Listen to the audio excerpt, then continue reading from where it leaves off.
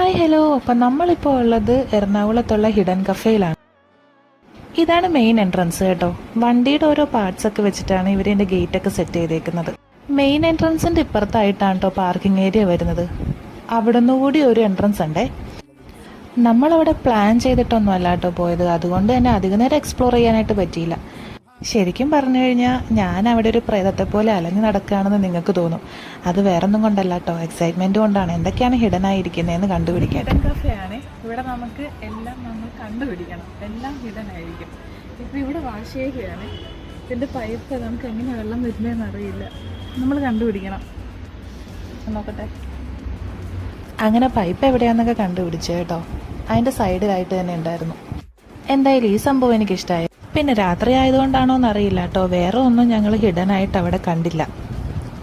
എന്തായാലും വെട്ടം വെളിച്ചമൊക്കെ ഉള്ളപ്പോൾ ഒന്നുകൂടി വന്ന് നമുക്ക് കണ്ടുപിടിക്കാം. ടൈം ഇല്ലാത്തതുകൊണ്ട് തന്നെ ഞങ്ങൾ അവിടെ ചിക്കൻ വിങ്സ് ആണ് കേട്ടോ പറഞ്ഞത്.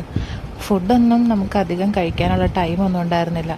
അപ്പം അതുകൊണ്ട് തന്നെ നമ്മൾ ലൈറ്റായിട്ടാണ് പറഞ്ഞത്. പക്ഷെ ആ പറഞ്ഞ സാധനം നല്ല അടിപൊളിയായിരുന്നേ. അതിൻ്റെ പുറത്ത് വരുന്ന ആ ഒരു മസാല കോട്ടിങ് അത് അടിപൊളിയായിരുന്നു, നല്ല ടേസ്റ്റ് ഉണ്ടായിരുന്നു കേട്ടോ. ഇവിടെ ഒരുപാട് ഫുഡ് വെറൈറ്റീസ് ഉണ്ട് കേട്ടോ. അതൊക്കെ ട്രൈ ചെയ്യാൻ വേണ്ടി ഒന്നുകൂടി വരണമെന്ന് ഞങ്ങൾ ഇത് കഴിച്ചപ്പോൾ തന്നെ പ്ലാൻ ചെയ്തിട്ടുണ്ട്. പിന്നെ നമ്മൾ പറഞ്ഞത് ഷെയ്ക്കാണേ. ഷെയ്ക്കിൻ്റെ 3 വെറൈറ്റീസ് ആണ് പറഞ്ഞത്. ഓറഞ്ചും ഡേറ്റ്സും പിന്നെ നമ്മുടെ വാനിലയും. 3ഉം നല്ല അടിപൊളിയായിരുന്നു. ഇവിടുത്തെ ആംബിയൻസിനെ കുറിച്ച് പറയാതിരിക്കാൻ പറ്റില്ല. നല്ല കിഡിലൻ ആംബിയൻസ് ആണ്. വാളൊക്കെ കംപ്ലീറ്റ് ആർട്ട് വർക്ക് ചെയ്തിട്ടുണ്ട്. അതുപോലെ തന്നെ ഒരുപാട് പ്ലാന്റ്സും ഒക്കെ സെറ്റ് ചെയ്ത് നല്ല കിഡിലനാക്കിയിട്ടാണ് അവരിവിടെ സെറ്റ് ചെയ്തേക്കുന്നത്. ഇത് ബാത്റൂമിൻ്റെ സെക്ഷനാണേ. ഇവിടെ ഏലിയനും ഹ്യൂമനും 2ആക്കി ഡിവൈഡ് ചെയ്തിട്ടുണ്ട്. അതുപോലെ തന്നെ ഇവിടുത്തെ ചെയറൊക്കെ സെറ്റ് ചെയ്തേക്കുന്നത് പ്രത്യേക രീതിയിലാണ്. നേരത്തെ പറഞ്ഞതുപോലെ തന്നെ വണ്ടിയുടെ ഓരോ പാർട്സൊക്കെ വെച്ചിട്ടാണ് ഇവർ ടേബിളൊക്കെ സെറ്റ് ചെയ്തേക്കുന്നത്.